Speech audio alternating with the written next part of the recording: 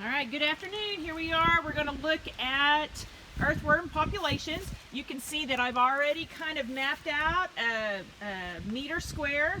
I didn't have a meter stick, I had a yardstick. A yard and a meter are roughly the same. So if you just have a yardstick, use 36 inches, okay, and try to map out a nice square for yourself, okay?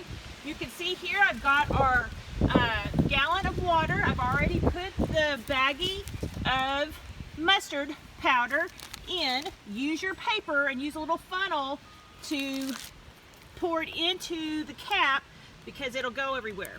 Now you'll notice that I've poked holes in the cap. That way it's going to be like a little sprinkling can. You don't have to worry about anything else. Just poke you some holes. Use you a ice pick or a screwdriver or something, okay? And so now what we're going to do is we're going to pour the water all over this area, okay? And what happens here is mustard slurry actually is an irritant. The mustard powder is an irritant to earthworms because it is so diluted. Watch your feet, sis. Because it's so diluted, it's not going to hurt the earthworms, okay? But we all know that right now it's really kind of moist, and earthworms like to be in the soil, but if it gets too wet, what happens? I want it all in there. Pour it all in there. What happens? They all crawl to the surface. So we're going to saturate this area with this mustard solution and allow those earthworms, give them some time, and they're going to start crawling to the surface.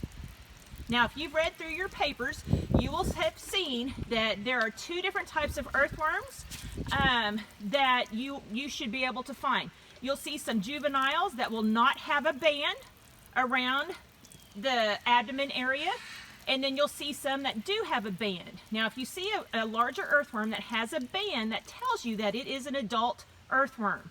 That band is always closer to the head region of an earthworm. So that's what's pretty kind of neat about that. So we have a 1 by 1 meter area, and we're going to look and see how many earthworms live in this area.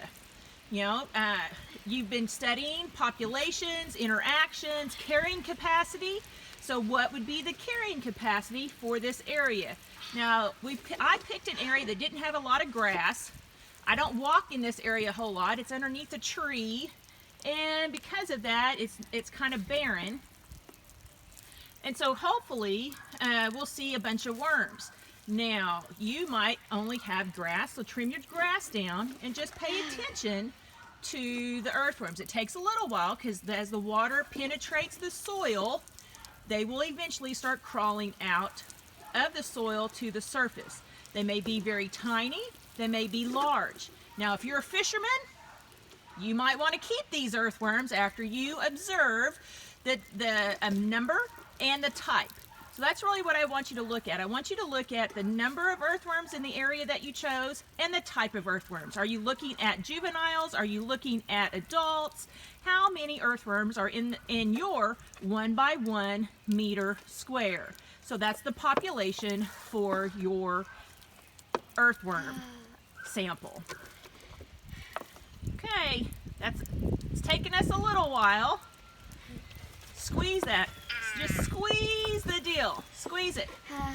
There you go. You're doing great, sis. Do you see any movement yet in the ground? I'm not seeing any. It does take a little while. So observe your earthworms, okay? And take me a picture. Here's what I want from you. I would like to have a picture of your earthworms, okay? I brought out a little pie pan that I'll stick my worms in. You may only want to take a picture of a worm that's on the ground because you don't want to touch it, because some of you I know are not too excited about touching an earthworm.